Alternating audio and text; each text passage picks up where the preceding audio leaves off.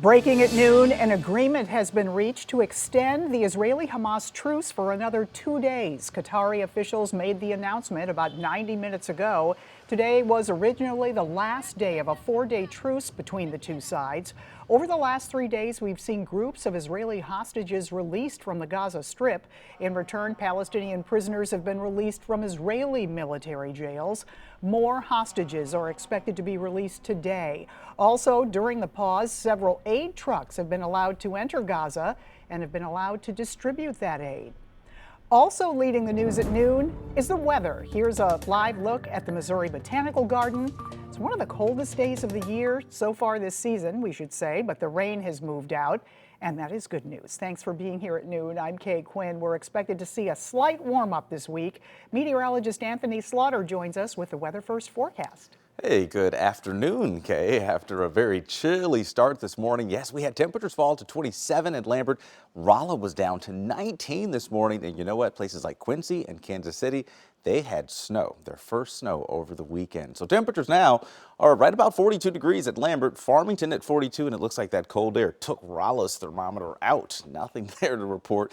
35 in Chesterfield and 37 in Alton. We will have numbers today right where they're at for now. Temperatures right in the low 40s, maybe as warm as 45 in Perryville and Farmington, 46 in Festus, but temperatures won't move much more here in St. Louis for the rest of the day. The cold air is here to stay at least for one more morning. Temperatures tonight into tomorrow morning will actually be colder than they were this morning. We're expecting a low of about 25 to 26 in St. Louis and maybe some areas with actual air temperatures in the teens from Alton over towards Troy, Missouri. We do have that warm up on the way for Wednesday, Kate. We'll talk about that, plus some rain as we go into the first few days of December. We'll see you in a few minutes. All right. Thank you, Anthony. Happening today, the St. Charles County Council will take another look at an immigration resolution. The proposal sparked debate among council members and residents earlier this month and was eventually tabled. As 5 on Your Side's Mercedes McKay reports, it's back on the agenda with some changes. Exactly 2 weeks ago, this controversial immigration resolution was actually tabled. But hours from now, the St. Charles County Council will meet again to discuss Resolution 2308. One of the resolution sponsors, Councilman Joe Brazil, actually pulled it off the table at the last second. That's because 2 of the resolution sponsors weren't at the meeting on November 13th, and the others on the council didn't support the measure in its current form. The original version of Resolution 2308 said, quote, the St. Charles County Council strongly opposes the importation of illegal immigrants into the region. It pointed directly to a federal program allowing people from Cuba, Haiti, Nicaragua, and Venezuela to come to the United States. The resolution sponsor says several other states, including Missouri, have filed lawsuits against this particular federal program.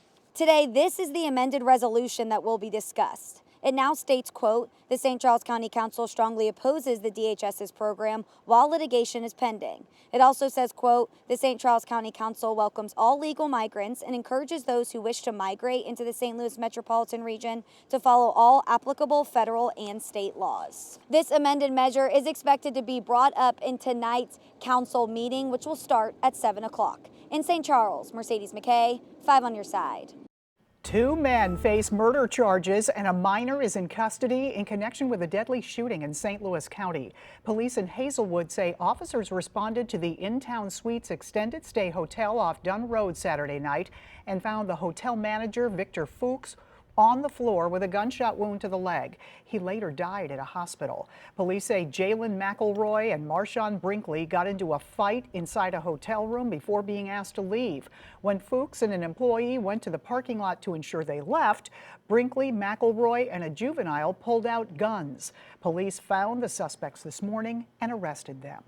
A traffic alert today. If you drive on Interstate 70 or 55, construction could impact your commute. Starting tonight at 8 p.m., MoDOT crews will close the ramp from Natural Bridge onto westbound I-70. The closure will last for 10 days as crews work on the shoulder, guardrails, and trusses there. And if you travel I-55 in South County, expect closures at Green Park Road starting at 6 p.m. That's just south of the Rivas Barracks Road exit. Crews will work on the bridge over the roadway through Friday. A beloved movie theater in St. Charles reopened this weekend after having to shut down because of a fire. As 5 on Your Side's Andy Kroll found out, owners hope to provide the community with more than just entertainment.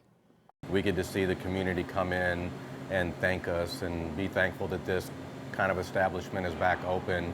After a fire in 2019, this is what St. Andrew's Cinema looked like. Holes in the roof, letting rain in, vandals causing damage, and owners saying people were living inside the closed St. Charles Theater. That kind of poverty is around here, you know, and this struck a big hole in the community and allowed it to be a breeding ground for things like that. But we hope to be a catalyst that we can help turn those people around and not turn them away, but give them a better chance. Those same hallways, now painted with movie characters by local artists and one of the co-owners, Willie Butler III. We feel like it's a safe area for the kids to come after school, you know, like affordable, just a good place. It's just not an abandoned place anymore, you know. It was horrible.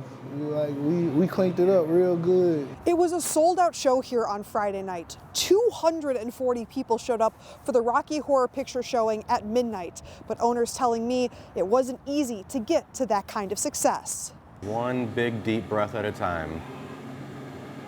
That's all you can do, and that's what we did. And there's still things to do, but we're open now. It's safe to be here. This team of entrepreneurs met when Anthony and Willie were 13, playing football together.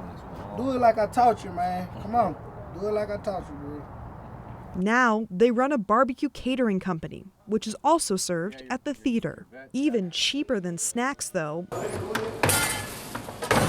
Movies are only $1 on Wednesdays to keep the experience affordable for the community. Reporting in St. Charles, Annie Krall, 5 on your side. They're playing vintage movies like Home Alone and Goonies, and owners are also planning to host comedy shows and even a job fair in the near future. Still ahead, the numbers are in on this weekend's travel, and all of those passengers set a new record at airports all across the country. And the St. Louis Cardinals aren't done rebuilding the pitching staff, the big name being added to the team. And before we go to break, we want to remind you of our partnership with the Foster and Adoptive Care Coalition. You can make the holidays a little brighter for a child in foster care by buying a gift.